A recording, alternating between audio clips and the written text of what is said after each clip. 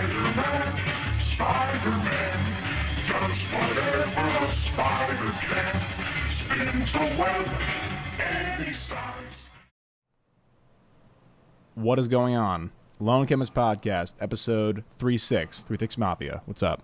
My name is Johnny. I'm the Lone Chemist, and back with me, I have the two gladiators that I'm pitting against each other, fighting in the ring, as you will. So we have HiTopFilms, and we have LawOfCinema back. What's going on, boys? How we doing? I feel like this is sort of the hugging it out phase after the fight. Yeah, this is the epilogue. We had the whole battle where we had the lions in the pit. You had like your gladiator spears and shields, and now we're gonna like actually. And now you can hold me as I cry for the remainder of this podcast. Actually, I feel like you could have made... I don't even think it was that much of a bloodbath, because if you could probably make a drinking game of how many times we said I agree. I agree. In that first podcast. The casual I agree. Great. And Johnny was over here like, fucking kill each other now.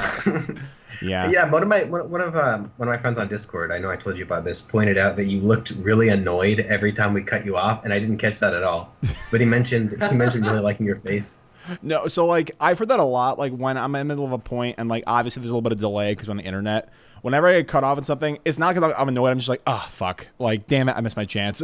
I feel that, dude. I feel that. That's why like I'm like starting an audio podcast at some point with Natalie, and I was like, let's just not do any visuals because I know that you're gonna get so pissed at me when I cut you off, and I'm gonna get so pissed, and it's just how it is. Now, the only thing I would say with that is it is harder when you have a person on just audio and not visual. It's hard to kind of read their cues about things. So, like, if someone's going to butt in or something like that, if they have a quick point to make, it's a lot harder to, like, have them, like, come in. Like, have them fall in. Yeah, like the first podcast I did with Nando from Nando V Movies, like, I was, like, trying to, like, gauge when I should actually talk because he didn't have a camera, but the second time I was fine. But yeah, man, you better fucking guest spot me and Jay in your podcast, man. No, for sure. I want to have literally everyone. I want to like do the podcast every day, man. That's like at the same time or consecutively. Oh no. I probably just like individually get both of you on. Yeah, and like it wouldn't even be film. It would be like philosophical. Like, what is the meaning of the word film as opposed to just film itself? Well, what I want it to be is This is off topic. We can talk about this some other time. That's fine. I mean, this is going to be more laid back. Do you want to lay sort of? Yeah. So exactly. So because I saw Far From Home and these guys obviously did as well, I'm not really interested in like having like a segmented debate where like I'm gonna say give your point for 3 minutes or whatever. I think we're just gonna generally talk about the film. So for people here from Alex's Twitter, you probably already know his opinion on Far From Home. Jay is. I don't. What is it? Far From Home made me sick to my stomach. I have a new, what's my tweet that got meme so hard? I have a new least favorite Spider-Man movie and a new least favorite MCU movie, and I stand by those words. I wish I had like an equally dramatic way of phrasing how much I liked it. Like I was actually sick when I watched it, so I wish I could say it made me feel better. But I'll get into that later. Yeah. So as you can already tell, Alex is more on the negative side. Jay's more on the positive side. For me, I'm torn because there are some parts that I really liked about it, and there are some parts that I fucking detested. I wouldn't say I got the stomach flu from it, but I would say that I probably, you know what? Let's just let the conversation go. And just disclaimer for everybody: we'll take breaks intermittently if you have super chats or anything like that you want to send us. Everything goes to funding my depressed lifestyle. But other than that, just sit back, relax, and enjoy the gladiator fight. Just kidding. All right, so Far From Home. Wow! Oh my God. Do you stand Tom Holland and Zendaya? I need a hand signal for it. Yes, I do. Yeah. Oh God, I really could have gone the rest of my life without seeing that. I was gonna say, you might notice that this one is, even though it's not a debate, you might notice that me and Alex have opposite positions, and Johnny is somewhere in the middle. So it's kind of set up like one. But it's not. It's not. Yeah, no, this is a conversation, and if we disagree, it'll be candid and nice. It won't be. If we disagree, I'll just say fuck you off camera. Like as soon as we're not live, I'll just never talk to these two again. You should have a pillow and just scream into it whenever like someone's a point you disagree with.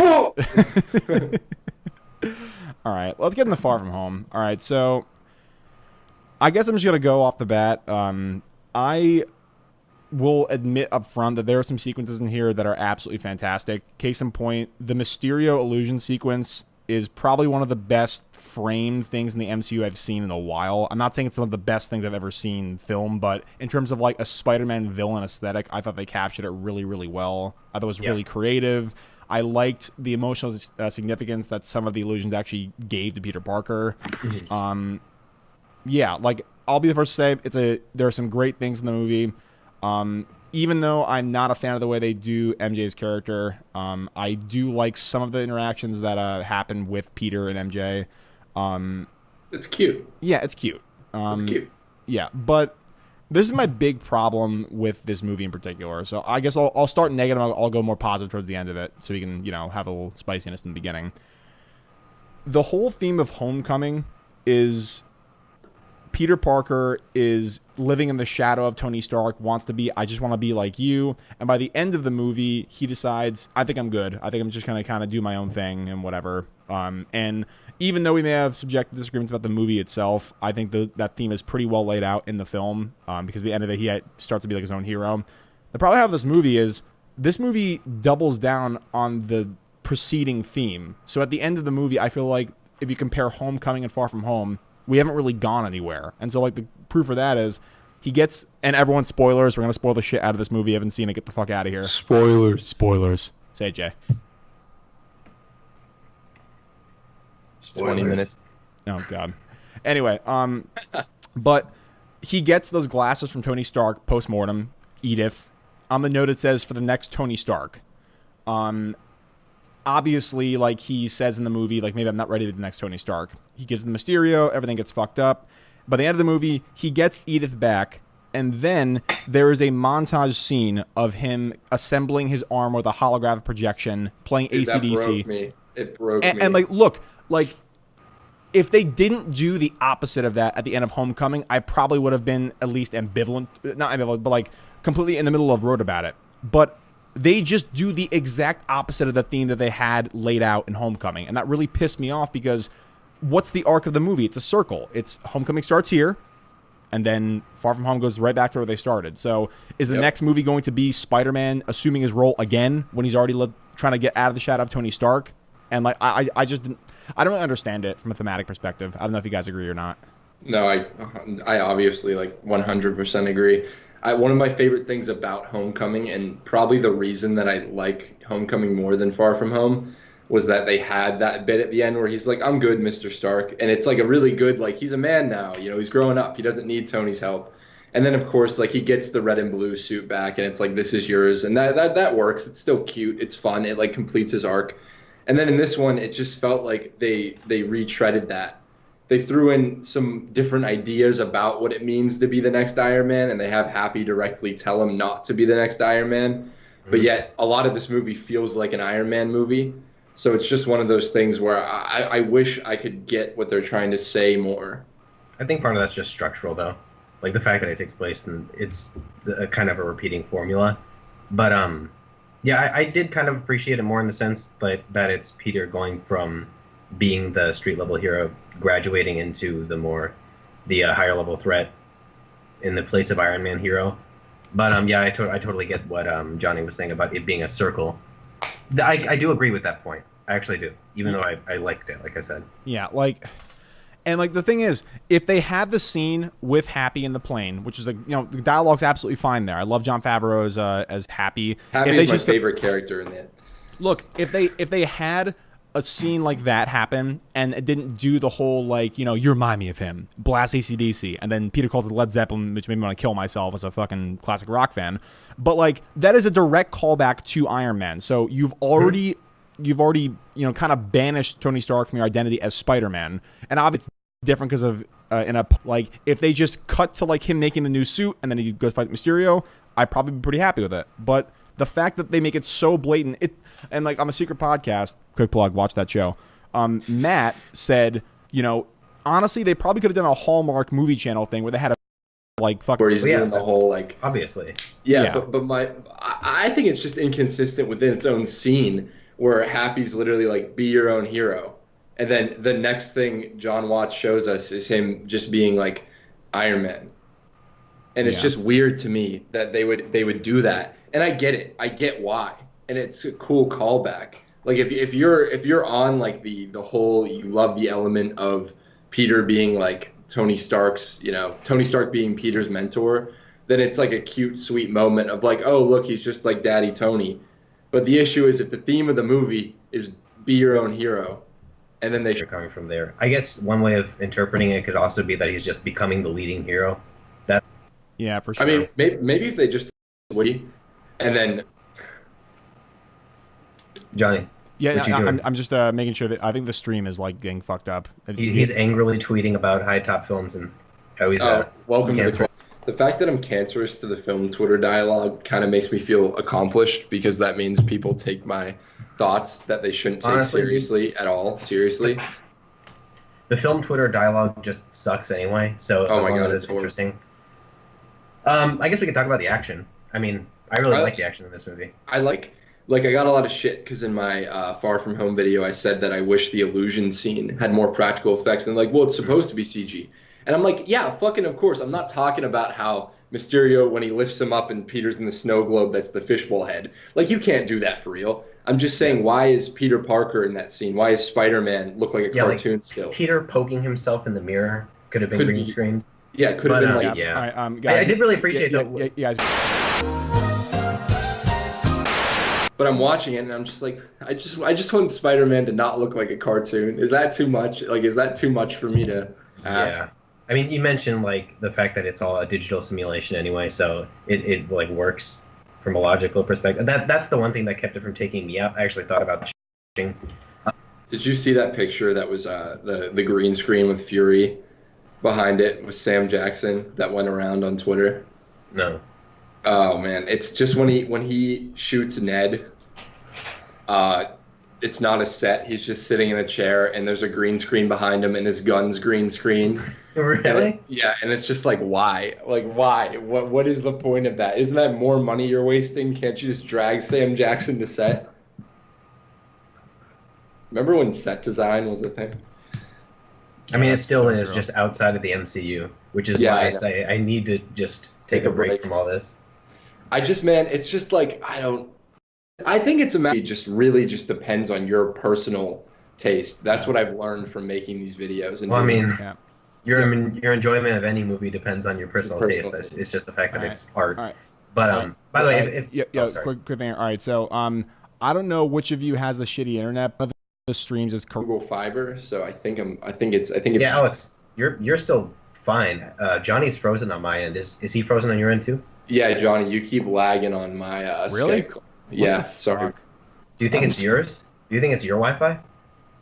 I'm hardwired in, and I have business internet, so it shouldn't be me. I don't know what's going on here. How is my stream? Am I lagging? No, you're pretty good. You're not lagging. It's something that happens sometimes when you have like Skype calls and you have multiple people. Well, also, you're fucking live streaming this, so it's also like taxing for my computer. All right. Wait, are we off now? No, we're still like live. It says. I don't know what's going on here. I hope this won't be a nightmare to edit. Oh, it's gonna be a nightmare to edit for sure. But yeah, fuck it. Yeah. So I think we're good. Are we good? Are we good? I guess so. Well, all right. Should we just keep going? Just keep going. Honestly, like whatever. This can be a lost episode if it doesn't fucking post properly. Who cares? All right. So some things that I also didn't like about this movie, aside from just the thematic kind of circular notion of the film, is how little gravitas the reveal of Peter Parker's identity to the entire world actually has. Because I get it. Post-credit scene, I loved that fucking J. Jonah Jameson was back. I loved it so much. I was really, really happy with that. But this is a world where superheroes, and specifically the Avengers, are venerated. So, like, how am I supposed to feel there's any kind of dramatic significance when Peter Parker's name is said out loud, when he spends a lot of the movies he's been in fighting with his mask off? Like, I don't really, I don't know. I couldn't latch out of that, yeah. They never made, like, the thing that people were like, oh my god, it could be a really cool story. And yeah, it could be in the third movie. But remember what they did with Aunt May? Where they set that up to be a thing, and then it's just not a thing at all. Yeah, that is that is definitely a problem that I have. And it's but I mean, they could do something. I hate to just repeat what you just said, but they could do something cool with it. I mean, they could. I think they could. If you're wondering where the conflict is, Johnny, it's just it's the typical if my enemies found out who I am, no one I know would be safe. But again, I feel like we're just gonna have to wait. Yeah. But Well, also it's weird because both enemies know exactly who he is. So like Yeah. what the only two enemies that we've met, except for I guess Scorpion and I guess Shocker in Homecoming, but like Mysterio knew that he was Peter Parker, and Mysterio's, yeah, he's dead. Vulture knew he's dead. Yeah, Yeah. Vulture knew, and that pissed me off too. I'm sorry, but like the post-credit scene, one thing I fucking loved about Homecoming was that the established like respect between Michael Keaton and Peter Parker, and he's like, Yeah. I'm not gonna tell you who he is because Yeah, he I saved love my that. life. He saved my. I love that too, but now that's kind of rendered pointless because now if everyone knows, then what does the Vulture have connection? Like, what does the Vulture have that could be interesting if they reintroduce him? And it's like not much now. Yeah, I don't know. Like, I just wish it was like you said, I wish there was more.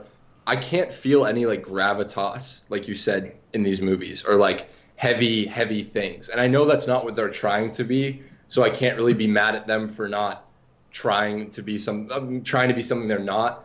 But my issue is like, to me, I've said this like 40 million times in the last debate, but Spider-Man's never been like a light character from what I've experienced, like what I've read. He's always like angsty, and it always feels like the weight of the world's on his shoulders. Yeah. And this movie gives you more of that than Homecoming. Like they play at that idea more, but still overall it's like a fun summer teen comedy vacation. yeah. Well, yeah, I mean, how much you enjoyed it is going to depend on. Well, yeah, this movie had a tough job to do in that it had to be a sequel to Homecoming and it had to be a sequel to Endgame, and so it had to sort of tie both those up tonally. And like Cap said in his video, whether or not you think that did that well is probably going to affect your enjoyment of this. I liked it. I mean, I personally thought you mentioned in your video, what was it? It was that Peter. You don't buy that Peter's struggling with Iron Man's death because he just wants to go on a vacation and be with MJ. Was that it? Yeah, I got so much shit for that. Yeah, I mean, I don't have a problem with it. I wish I could phrase this in a more interesting way than I don't have a problem with it. No, but that's fine, man. It isn't something that stands out to me. Like this movie does have the job of carrying over that fun vibe from Homecoming, and also the stakes of Endgame, which I think it did well at times. And I also think, well, I see you nodding your head, Joe. We can talk after this, but Yeah. I don't mind that this universe is making Spider-Man the sort of palate cleanser of the universe, the more fun human perspective on the events, which is part of the reason why I didn't really get that bothered by the beginning montage where, yeah, they turned Endgame into a joke. But I think it worked well because it wasn't Peter who was doing it, so it's not like his character isn't affected by those events, and also because we just came off the back of two movies that were filled with depressing moment after depressing moment, and different sects of the MCU are going to treat those moments differently. And you could say that it's not Spider-Man to be this fun all the time, but again, there are different iterations of Spider-Man, and they don't all have to. I mean, you can jump in.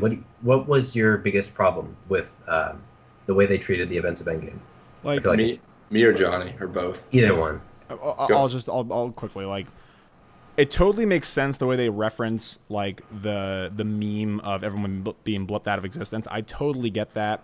And also, like, the second time I saw the movie, I actually did appreciate the fact that, okay, these kids grew up in, like, you know, it's like people making 9/11 memes now, like really fucked up tragic things make into memes. My problem with it, though, is like, it, on one hand, it shows how fucking isolated this high school is and how the regular populace doesn't really understand what happened in Endgame, and they just know that these people are dead. And I mean, I don't really know how they know that people are dead or anything like that. But regardless, it shows how segmented and isolated these kids are. But the problem is, like, I just didn't like the sentiment that it gives off after.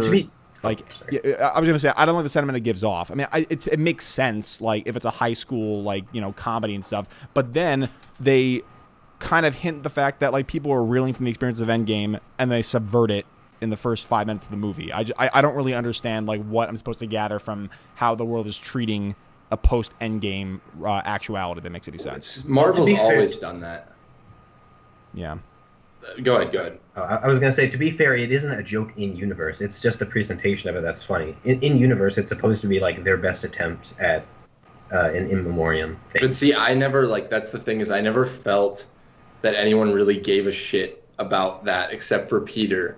But the problem was that Peter didn't really suffer anything from the blip other than dying. But it's never like, bro, you died, because everyone else around him died too. So it's not like there's so many storytelling choices that they could have made that I think would have made like the people who want something that's a little less light happier. Like, I'm just saying, keep the movie exactly the same, but have Aunt May not have been blipped or yeah, snapped, she ages. whatever. Yeah, have it like that. Yeah. Have it, she ages. She's older now, so it's closer to like everyone's idea of Aunt May, right? A. B. It's like, oh my God, like I lost my son for 5 years. Like, also, interestingly, the Russos actually said off camera that Aunt May was still alive after. Yeah, I know. I remember that. I think that's just because, like, I think it's weird to me because I have been thinking about Endgame a lot because I'm going to do a big video on it, But it's weird that the Endgame ends on such a, it's really depressing. Iron Man's dead, and then it's uplifting towards, like, the final minutes because it's like Cap was happy, but it's almost, like, melancholy, the end of Endgame, right? And then this movie comes along. Yeah, it's bittersweet. And this movie comes along. And then it's Spider-Man, who's always kind of like angsty for most of the time. It's the perfect opportunity for them to start switching it more to taking things more seriously in this Spider-Man franchise. But they actively avoid doing that at every turn.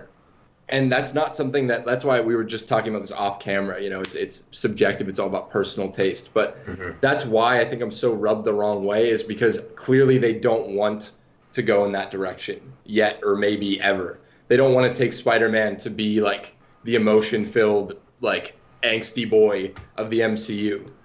Yeah, and that just makes me sad. Yeah, but also, I mean, like, I feel like a thing that Spider-Man did really, really well as a comic character is like it has the angsty parts of it, but like you see that Spider-Man is a mask that he wears, and so when he's in the actual costume, he quips and he shits on criminals and makes fun of them and stuff. But like, it's grounded in such a real world premise. Like, he's a kind of a pseudo populist guy. Like, he everyday struggles. He lets people down and stuff. And I feel like these movies don't really get a great sense of how to balance the two, because they're treating just the comedy in the forefront of the movie, where the comedy is actually meant to like kind of touch on a character flaw of Spider-Man and Peter Parker, where like it's almost like a coping mechanism when all these fucked up things happen to him. It's a kind of a less crude version of Deadpool. Like, he makes fun of things because he can't really cope with the realities of, hey, if my fucking mask is taken off, then all my family members are dead. And somehow the Deadpool movies are more emotionally charged than, I would say, Far From Home and Homecoming. Yeah, like, because they have dark shit happen, and they have that real tangible romance. At least for me, it works for me with Wade and Vanessa in the Deadpool movies, and it has like a heart to it. And this movie, I think that the comedy of Spider-Man should come from the contrast of how almost regular life can be really bleak. And so the fun, uplifting element of Spider-Man comes from when, like Johnny said, when he puts on the mask and can be fun Spider-Man. But my issue with this whole movie is, like, Peter Parker's life, he's in Europe, he's having a summer vacation, it's fun. And then when he's Spider-Man, it's a little bit more stressful, but it's still fun. Like, the vibe of the movie's fun. It's always fun. It's a comedy first, always. Yeah, well, I mean... You gonna say something, Johnny? No, I was gonna say, like, a small change that I think I could make. I hate to be like Nanity movies right now, but like a small change I think I could make is like, what if Aunt May was not blipped and she aged, and like you have like more time in the movie on their relationship and develop that, and like have like maybe like, look, I know you're Spider-Man and I get it, but like I'm scared for you and stuff. What if you moved that more time, like another 10-15 minutes on like the post-Endgame world and how Aunt May is terrified of losing her son again, and then move the vacation a little bit later, so like the movie doesn't feel like you're just literally on a road trip the entire time. It's like he's like, this is like the most stressful fucking job. I didn't ask for this shit, so I'm gonna go on vacation like 30-40 minutes into the movie, and then he gets smacked all the elemental shit. Like, I feel like that'd be a pretty easy change to make, and actually would make more emotional sense after Endgame happens. That makes any sense. I agree, 100%. I really don't like how inconsistent Aunt May's character Is in this Aunt May. regard. Yeah, because like in Homecoming, one of the better scenes I thought was the moment when she was freaking out about the fact that Peter wasn't returning her calls and she didn't know where he was, and she acted like it was the most devastating thing that had ever happened to her. In this movie, she could probably see on the news that there's a water monster freaking wrecking this entire town, and she just calls Peter afterwards. She's like, "You okay? You good? Cool." I'm gonna go back to like, fucking happy. I'll see you later. It's like, what the fuck? Well, dude, I had that edit in my video where it was just him being like, Ned, if Aunt May found out about me being Spider-Man, she wouldn't let me do this anymore. And then it's just like, in this high five. She's his fucking PR agent. Yeah. I don't know. Like you said, Alex, there was just so many choices they could have made, and it literally like small things could have made the movie so much better, in my opinion. But like, I will admit, like on Jay's point, like there are some things that I love about this movie, but I don't know. It just seems like so. I want to hear your thoughts on this, Jay. I want to hear your thoughts. My thoughts on what specifically? In 25 years, I don't think anyone will remember this movie because of how light it was. And how that's fine, man. Not every story has to be the best one. That's part of the reason why I don't have that much of a problem with it, because I don't really see it as every Spider-Man movie having the task of either being the best or worse. I think it's possible to just have a decent Spider-Man story and then move on. No, I get that. I get that. I totally get like the frustration with this not being the best one, but I mean. Actually, I did have something that I wanted to go back on before we move on. It was the point that you said about this movie not dealing with the consequences of Endgame. I think that it's a decision that makes sense within the universe, which is a point we kept coming back to in the last debate.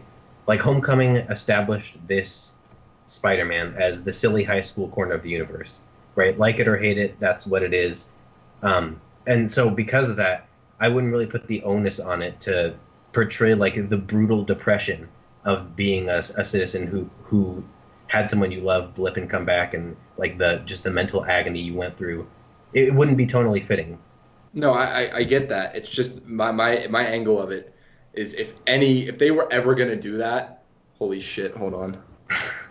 My headphones are glitching. I'm gonna take this off because this is actually kind of uncomfortable. Yeah, I was gonna say. If any character in the Marvel universe was the one to do the whole someone I knew got blipped, it's Spider-Man. Like in the comic universe, it's always going to be Spider-Man. Then when 9/11 happened, that great, wonderful issue by Straczynski and John Romita Jr. And it's like, that's the character that's always dealt with grief and dealt with that. Like he's literally the embodiment of like guilt and grief. And I get that the MCU Spider-Man isn't that, but then like we said in the debate, to me, that's just not Spider-Man. Like I can't connect to that in any way, shape, or form. Maybe if I turned my brain off completely and I was like, okay, this is just, I'd never seen this character before, I think maybe I'd enjoy the movie more. But it's just because like I have that whole history of like, I grew up with the Raimi movies and I grew up reading certain comics. I was raised on a different kind of Spider-Man than you young whippersnappers. I'm fucking joking. But it's just, I just can't connect. Hold on, is Johnny young or old? Johnny's old. Johnny's older than me. He's probably read fucking older shit than I have. But yeah, it's just I just can't do it. I don't know. I wish I could. I wish I could connect. I wish I could just enjoy it for what it is, which is a fun summer teen movie that contains the character of Spider-Man. But it seems just like so much wasted potential to me every time I watch one of these so far. Like every decision where they go left, and I understand why they went left, like I wish they would have gone right, and that's just my personal preference, Yeah.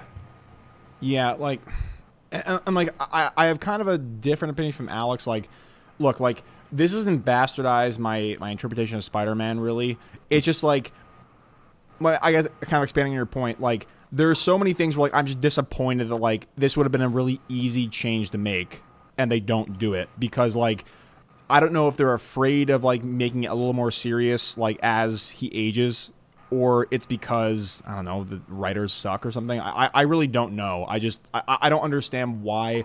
Like I get it, like the levity part of it, because they're treating Spider-Man as a levity kind of driven character, and I get that for this universe. But if you're going to center it after Endgame, and he dies, and imagine that. Imagine coming back to the world. 5 years have passed. The world's not the same place anymore. And like there's none of that at all. There's none of that. Like, the only thing I do is like they have the buff fucking Asian dude is trying to bang MJ, and that's pretty much it. Wait, like, Jay, please tell me, even though you're a big fan of the movie, can we all agree that the Brad love triangle is perhaps like the stupidest fucking thing in one of these movies? I thought that Brad as a character was kind of an interesting way to convey that the blip happened, but the triangle itself, I mean, yeah, it was unnecessary. I'll give you that. I just don't understand why. The whole time in the theater, I'm like, who is this guy? Why am I watching this? Well, I mean, the who is this guy reaction, I think, was kind of the point on some level, because he's a guy who wouldn't have been there unless he aged up during the blip. No, I just mean I'm sitting there in the theater like, who is this man? Why am I watching this? Mm-hmm. And that drone scene, that's like a meme now, where like he jumps out of the bus and webs the drone because he orders a drone strike on a kid.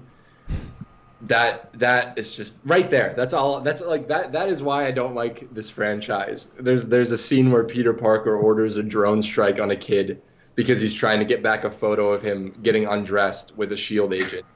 Like, just saying that out loud is something that I would like. Yeah. You could have asked me when I was 2 years old, and I would have said like, I never want to see Spider-Man do those things. Mm-hmm. But yeah, I don't know, man.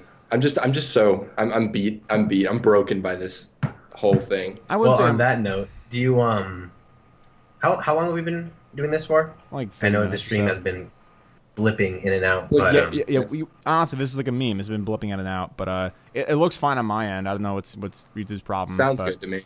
30 minutes, you said? 30, 45, something like that.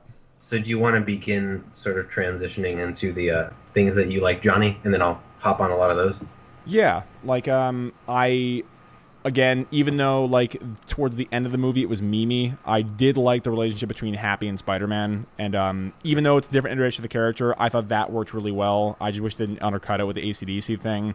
I thought that Jake Gyllenhaal's performance, Mysterio, was very interesting, and I liked it. I just didn't like how expositional heavy it was, and I get it. All the MC movies are exposition heavy.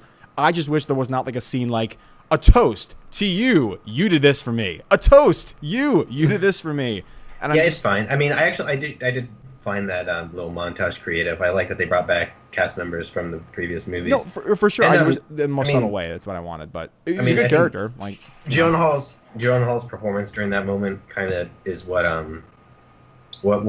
kept my enjoyment, because like I love the quick, like instantaneous change between calm mentor and just like insane.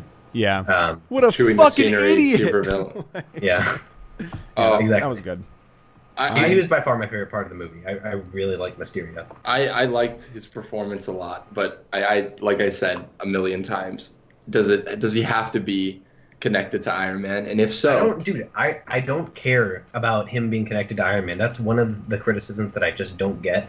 Like, I understand the criticism that he should be tied more to Peter as a character, but him being tied to Iron Man makes total sense. No, I think it makes sense. My issue with it is it's never used to critique Tony. Like this Manzo stole Beck's tech, didn't steal it, but like never you never knew that anyone other than Tony built the barf tech. Well, no, right? the villain critiques it. That's the whole point of that exposition. Well, I mean, he's mad about it, but like, does Peter ever feel any kind of way about the fact that Tony Stark stole the barf tech? Does Peter ever feel any kind of way about the fact that like Damage Control fucked over Vulture? You know, it's just like there's so many opportunities, like Johnny and I keep saying, for them to be like, okay, how does Peter feel that his dead mentor, you know, maybe wasn't this perfect hero that he idolized? But yeah, it's like, it is too fun for that. It doesn't want to go that route. And I guess I can't be mad at a movie for not doing something that it doesn't want to do, like I said earlier. But it's just like, couldn't you have just thrown me a bone with that? Like, maybe Peter's like, oh shit, that's kind of fucked up. I'm sorry, Tony, like, fired you and stole the barf tech. Yeah. But Barf tag. It's so funny. That's a meme in and of itself. But like, I totally agree. Like, even though I do like Mysterio's character and how he's linked to Tony, like, I just wish that, like, you know, it feels like he was evil because somebody has to be evil. It didn't feel like it made logical sense, like, why they're in conflict with one another. And I'm not saying, like, it's not, like, you know, well laid out for, like, their conflict. But I'm saying, like, if you're going to have him be this evil supervillain, you have to at least, let Peter see things from his point of view. And I feel like the only sentiment that Peter will have with him, well, two of them, A, mentor, but you fucked me over because you're really evil. For 2 days and 20 minutes of screen time. But yeah. That's why I don't have a problem with Mysterio's turn having that much of an emotional toll on Peter, because he didn't know him for that long. But also, I mean, like I think it would be more impactful if Peter understood what he was trying to do and actually, like, you know, maybe have Mysterio, you know, be more like Syndrome from The Incredibles or something like that. Where, like, legitimately, it's not because he wants to get back to Tony Stark, it's because these fucking Avengers, man, like, they get all the glory, and I basically, like, put the team on my back, and I made tech for this guy. Like, I want to be the hero. I want to be the one who's going to save the universe. Like, I want to be the one who is going to, like, be the consequential one here. And if they did that, then Peter could actually, like, you know what? I kind of understand what you're talking about, because he got fucked over, like, for sure. But with this one... They could just make a parallel to Peter, which they kind of do, where they're both supposed to be the next Iron Man, whereas, like, Beck so desperately wants to be the next Iron Man, and Peter doesn't really want to be the next Iron Man, and that's there. It's all there, but it's not explored, in my opinion. It's not explored enough. Like, we have Beck, he knows Peter for 2 days. He's a cool uncle type, right? And he's good. Like, the performances are great. Like, that's my favorite thing about the movies. I think everyone's performance in it's great. I think Zendaya's great. I think all the kids, even though I don't like that writing, I think they're fun. You know, I think Tom Holland's amazing. I just wish I wish I liked the writing more. But he knows Beck for 2 days, and he gives him the glasses, which could be this big thing where he's, like, shirking his responsibility, which I think is what they were going for. But yet he gives Beck these glasses that have the power to call drone strikes on people, and he never really vets them. He's just like, you know what? He stopped the elemental. Tony would have wanted you to have these glasses. And then it's just right there you lose the believability for me, because I think Peter Parker in the MCU is smarter than that. Like, I think it's S.H.I.E.L.D. vetted him would be, I mean, the inter-universe answer to that. But then it's like, oh my God. But then it's like, the Skrulls, I don't want to get into that. Then it's like Nick Fury was a Skrull the whole time, so I guess he vetted him at some point between, I don't know. That reveal's kind of meh for me. I mean, I don't like that it kind of cancels out some of the moments that I liked between Nick Fury and Peter Parker.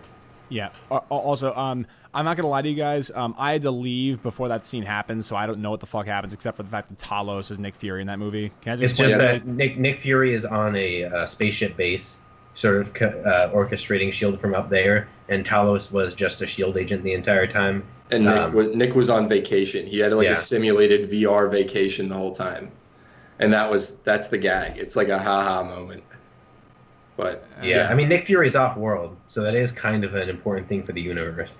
Yeah, but, like, for the future of the MCU, like, is there any kind of, like, consequence for, like, what's maybe like Secret Invasion. Maybe it's really quick. I mean, but it's just a joke. That's what it is. It's not meant to be like a dun dun dun. It's just like ha. Yeah. But yeah. Okay. So more some of my positives, because I did a lot of complaining. I thought a lot of the action was great. I liked the Hydra Man scene. I liked the introduction of Mysterio, like the superhero, not just Jake Gyllenhaal. I did like some of the road trippy aspects, even though, like, I just wish it was sequenced and paced a bit differently. But I did like the push and pull that you see from Peter Parker and, like, trying to live like a normal life. I wish that the normal life part of him had a little more emotional significance, except for the fact that I'm tired and, like, I'm trying to, like, you know, kick my feet back and, like, you know, smoke a J or whatever. But in an MCU movie, never. Wait, say again? Yeah. I said in an MCU movie, never. Yeah, can you imagine they smoking weed in an MCU movie? That'd be so lit. I was talking to my buddy about that. I was like, you know, if I was doing Spider-Man, I could do whatever the fuck I wanted. Like, if I was doing a grounded high school, I would just make Peter Parker go to a party where everyone's, like, passing around a bong, and he doesn't want to hit it because he's a good boy. But, like, all these kids are like, fuck you little pussy. Like, I wish there was more of that realism when it came to high school, but this high school it's so, like, PG, I think. It's idealized. It's like it's definitely idealized, and it's funny, but it's also like, I'm not asking for like 13 Reasons Why or Euphoria level dark, twisted fucking high school, but I wish there was some more, like kids do things that aren't great all the time, and kids aren't completely, childish, and they don't like say okay. Go ahead. Go ahead. No, Keep talking. I totally agree with you, but I will say the one high school thing I thought was fucking hilarious. I don't know if the intro with Endgame, when they're playing basketball and the marching band like materializes back into existence and everyone freaks out. That was really funny. I thought that was one of like the more actual effective parts of the comedy that they actually put in the movie. I think the teachers are the funniest too. Yeah, I disagree. I hate. You didn't fuck with the teachers? No, I didn't fuck with them at all. The funniest, the joke that landed the most for me at least, was when the guy from Freaks and Geeks, I don't know what his name, Mr. Harrington, is that it? Whatever. That it? I don't know. Says like, he says that my wife acted like she got blipped or some shit, or like that was funny. That was like the funniest joke in the movie. I thought that was so funny. I fucked with that. All right, Jay. So Alex and I have done a lot of bitching. So, I mean, do you feel like any of our stuff we've said is kind of like not legitimate, or? No, I understand all those criticisms. It is just another case of me sort of just not being that bothered by a lot of this. I mean, I don't mind the fun team dramedy aspect of it. I think it's cute. I think it's a nice palate cleanser, like I said, for a lot of the bigger moments in the MCU. I also really liked MJ in this movie and her and Peter's relationship. I like how she was developed from Homecoming. Like, I like the fact that, like Captain Midnight pointed out in his video, her edginess is, you're freezing a bit. Her edginess is used less as a joke, and it's used as more of a defense mechanism for her social anxiety. I thought that was really nice. I felt like they captured the awkwardness really well. It seemed really representative of a real high school relationship to me, especially the fact that it's like founded on awkwardness. And I don't know. Did you like MJ in this movie, Johnny? Yeah, no, I liked her, but there is one thing I'm not a big fan of. First of all, like you said, I love the dynamic between the two of them, and I think that Zendaya actually would be a really good MJ going forward. The problem is, like, I wish they did something more in the vein of Spider-Man PS4, where basically she's like a journalist in training, and basically that's why she's so good at investigating stuff. If they kind of like reference that maybe, and then like, she's an actual journalist, she actually like looks to investigate things, and then they said like, yeah, you're Spider-Man, no shit, I'm not a fucking idiot. Like, yeah, I would like that. Like you said, she's not an idiot. I mean, I always have a soft spot for comic book properties that just are fine with facing the fact that it's just obvious that the hero is who they are, and so any normal person, any decently intelligent normal person would be able to figure it out. So I don't really have a problem with her figuring it out that easily. What were you gonna say, Alex? I was just gonna say, my question is like, who is Mary Jane in these movies? Like, what do we know about her outside of she has this, like, I like the fact that they, especially in Homecoming, like, she's not a character, but in this one, she at least has something to her where she guises like probably her insecurities with her like sardonic humor and her like off-put, like, her edgy humor and stuff. But also it's just, I want to know more about who these people are. Like, who is Ned? What are his interests outside of Peter? Like, why I just want these characters to be more fleshed out, especially with Mary Jane, because, I mean, MJ, because it's, it's Mary Jane. Like I said in my video, it's the girl he's going to end up marrying 35 movies from now, when Tom Holland's like 45 years old and this franchise is still going. But I just wish to know more. Like, would the MCU ever give her that abusive home life that she has in the Raimi films and in the comic books? I hope they do. I mean, like the point I brought up last time is that because this is part of a cinematic universe, the time frame is just extended to hell. So we might see that. I don't think it's out of the realm of possibility. It's not like this movie is going to this is going to be capped as a trilogy. I just hope. What I said this in the last debate too, but I hope that going forward, a new filmmaker comes on and brings a more mature element as Peter gets older. Mm-hmm. And maybe I will like these movies more when it gets mature, because then I'll know that it plans on getting mature. But right now, at this point, it just feels like every decision, like Johnny and I were saying, every decision they make is to keep it, fun and, a palate cleanser and lighthearted. And I need more. I would need more if there weren't parallel interpretations that are existing right now At the same time, like yeah. PS4 and Spider-Verse. So I don't need this one to be the one just because there are other ones right now. That's why it doesn't bother me that much. I just believe that it's just when you're dealing with a iconic character such as Spider-Man, you can interpret it any way you wish. It's like your duty to interpret it any way you wish. But I wish this felt more like a legend rather than an episode. That makes sense. Yeah, that's a good point. Like even the Amazing Spider-Man films, you know, like they're not great, obviously, but they feel important. The stories that happen to Peter feel important. And at the end of the day, at the end of Far From Home, I didn't feel like that movie had that importance, even though it did, if that makes sense. Like it had Peter being disillusioned to the idea of a mentor, probably because Beck fucked him over so bad. And you have that great moment where Tom Holland's like, "You can't trick me anymore," and I love that moment. Yeah, the gun moment was awesome. But then 10 seconds later, he's like smiling at the airport, and he goes home to Aunt May, and he's like, "Are you guys dating?" And then it's like, "Haha," and then he swings away, and it's like, "Haha, I'm with my girl, haha." And it's just like, I want to feel that lasting impact. I want to feel like I'm going to think about this movie in 2 weeks. You know, I want to feel like it's going to stick with me. But both these movies, I feel like if I didn't make videos and I didn't obsess about how much I don't like them, I feel like I would not remember anything about it 2 weeks later. It would just be a fun time, an enjoyable theater experience, but it wouldn't stick with me.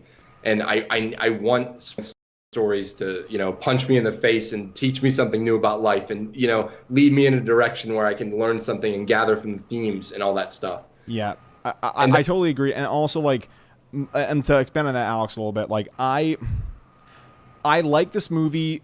Like, I'm not saying it's, like, you know, as bad, but, like, the way I feel about this movie in terms of, like, how it actually changed my perception of the MCU or my perception of these movies is not changed one bit by watching Ant-Man and the Wasp. And it's just like, the fact that I feel maybe this one's a little bit better than that in terms of the emotional significance is a problem for me. Like, and that's because it's Spider-Man for any of those movies. And Like, that's the thing, and that's like why I think Jay's like, so, you know, you're very much, oh, it didn't bother me, and that's great. I wish I could have that mentality, but for me, it's just like, this is Spider-Man, bro. Like, that's my whole thing. That's I totally get that. My big thing is, like, if this was an Ant-Man movie, I'd like it. You know, if this was, I think it was fine. I'd have my issues with it. I'd have my issues with them not taking their theme seriously like I do with Far From Home. But the fact that this is Spider-Man just decreases, you know, my enjoyment factor of it. Yeah, and there is a little part of me that's disappointed that Spider-Man is just the fun one in this universe. So I definitely get those criticisms. You feel for me. You can sympathize. Yeah. You feel pity upon me. Yeah. Oh. And like, I gotta take the pee break. So you guys keep going. All right. Well, no, because I'll be back. I and there he goes. Oh, did he unplug? Okay. I wish this could be the Spider-Man PS4. I wish that Spider-Man PS4 could exist within the MCU. I think that'd be awesome. But I mean, I like the Spider-Man for what it is, and we have a Spider-Man PS4, so I guess I really can't complain there. Yeah, and like, it is interesting. Oh, sorry. No, I was agreeing with that. I wasn't going to say anything else. I agree, but go on. Okay, I was going to say it is kind of interesting, and this is kind of a tangent, that video games are now 2 for 2, at least in my opinion, in nailing the most accurate and most heartfelt iteration of a character with the Batman Arkham series and Spider-Man PS4. Mm-hmm. And it kind of sucks because I really like movies, but it doesn't. I feel like video games might be second to comics in terms of how well they can represent these characters. Yeah, for sure. And also, like, well, I mean, like, think about it. Like, and I never really, like, looked at video games as a means. I played Spider-Man PS4. I played God of War, which, by the way, that was my favorite game in 2018. God of War is an absolutely perfect game. But, like, the whole thing with those stories is the whole point of depicting a character is immersion, right? And what better way to immerse somebody than actually being the person you're trying to actually emotionally relate to? So I think it's great how, like, those characters are actually getting, like, their day in the sun.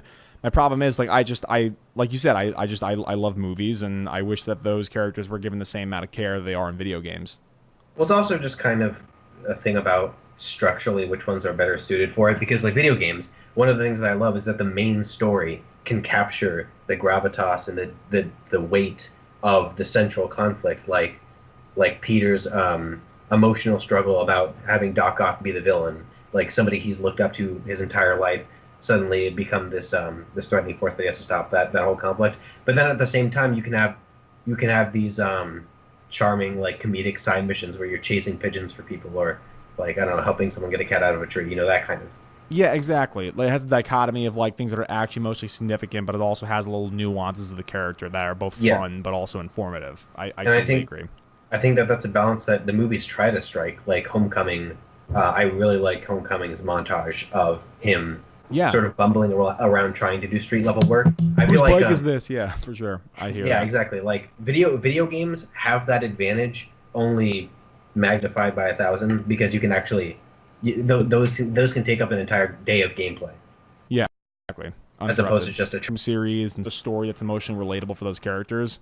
Because, like, what better way to immerse somebody is to actually play as the character you're trying to relate to. And, like, we all agree. Like, I don't think Spider-Man Peace War is a perfect game. I have plenty of problems with it. But, like, in terms of, like, okay, well, whatever, Jay. You can just, but like, you can definitely see that, like, a lot of time, care, and effort went into portraying that character as, one, accurate to the comics, but two, it did a lot of interesting new things for the character that actually benefit. But yet he makes his own tech, and then, like, it gives him, like, the first scene. You see that picture of Uncle Ben, and then you throw my fucking ass a bone by showing some Uncle Ben shit, and then you see that he's broke, and then he's independent, and he has consequences for his action. He can't pay his rent. He can't pay blah blah blah, and it's just that appeases every Spider-Man fan. It's like that and Spectacular Spider-Man just are the two that like I don't think any Spider-Man fan hates. We were talking about also how video games as a medium are just better at, like, which is one of the reasons why I think they're second to comics in portraying these characters, is because they can also capture they can control conflict of, like, Peter, street level funness and the way he works better. Central weight. Yeah, it's great.